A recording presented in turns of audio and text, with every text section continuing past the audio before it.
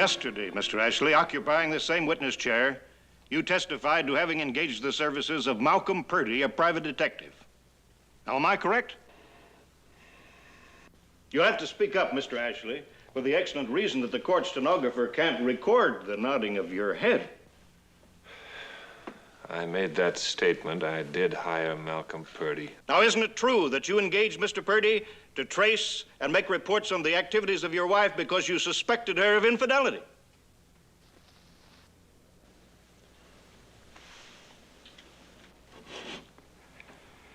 Yes. And you concede as well that the man named in these liaisons as your wife's companion was Mr. Thomas Ward. The same Thomas Ward who was your investment counselor and who was in charge of your various financial holdings. I do. You know that I do. We've been over all this. Well, I'm so sorry to be tiresome, Mr. Ashley. Referring once more to your sworn testimony of recent date, do you still admit going to Mr. Ward's home and confronting him with a .32 caliber automatic pistol? I do. But it was only to frighten him. It was never my intention to kill him. Oh, I see. It was an accident, you say. An accident, yes. Instead of being frightened, he came at me. Gun fell from my grasp and accidentally went off. How accidentally, Mr. Ashley? The safety was on. I've told you this time and again. It was never my intention to kill him. Of course, the safety catch. You're certain about that, aren't you? I could not be more certain. All right, Mr. Ashley, that'll be all. Thank you very much. Your witness, Mr. Robeson. Any questions, Mr. Robeson? No questions. The witness may step down. Thank you. State'd like to call a witness in rebuttal. Will Mr. John Keller please take the stand?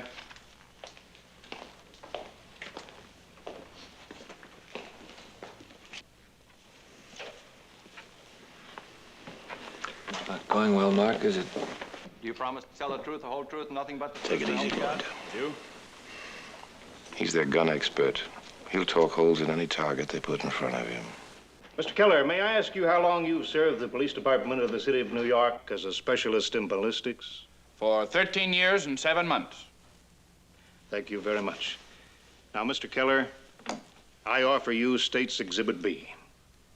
And I ask you if you're able to tell this court precisely what type of weapon this is. I can, sir. It's a .32 caliber Colt automatic, pretty generally referred to as a pocket model. I see, thank you. Now, this gun, Mr. Keller, that you're holding in your hand, have you ever seen this gun before? I have. Would you be kind enough to tell the court under what circumstances you saw this gun? I examined this gun in the performance of my duties as ballistic expert.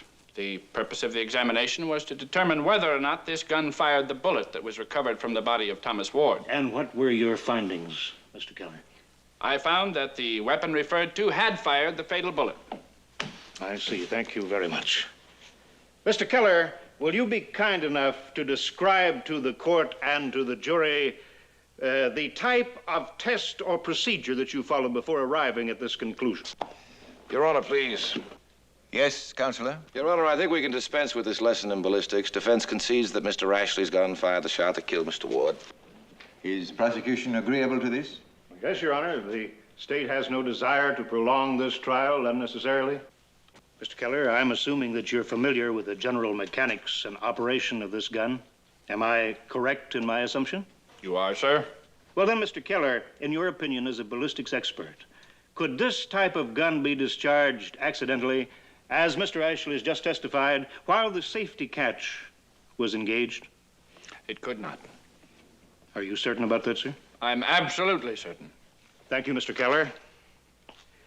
Mr. Keller, may I ask you then, if this gun could be discharged while the safety catch was engaged, if it were dropped, accidentally or otherwise, from a height of, well, say several feet? It could not. If it were slammed against a hard surface, Mr. Keller? No, sir.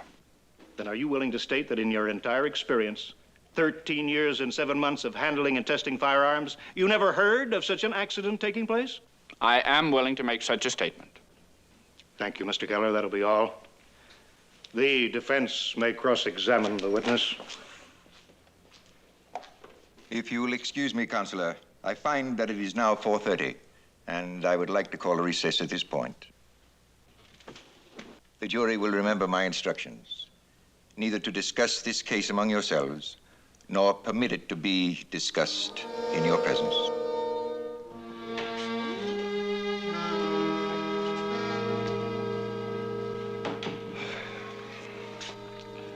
I have a proposition for you, something I know you'll like. Yes?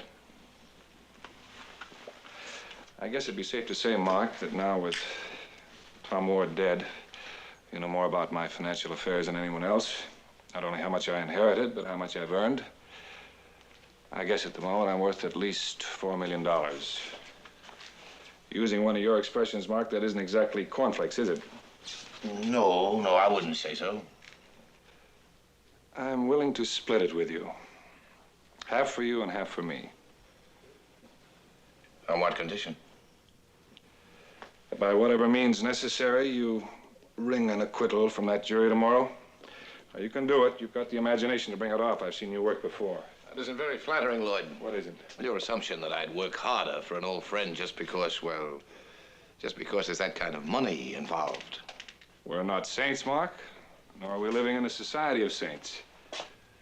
I sometimes wonder if that apple that got stuck in Adam's throat wasn't a rolled-up $50 bill.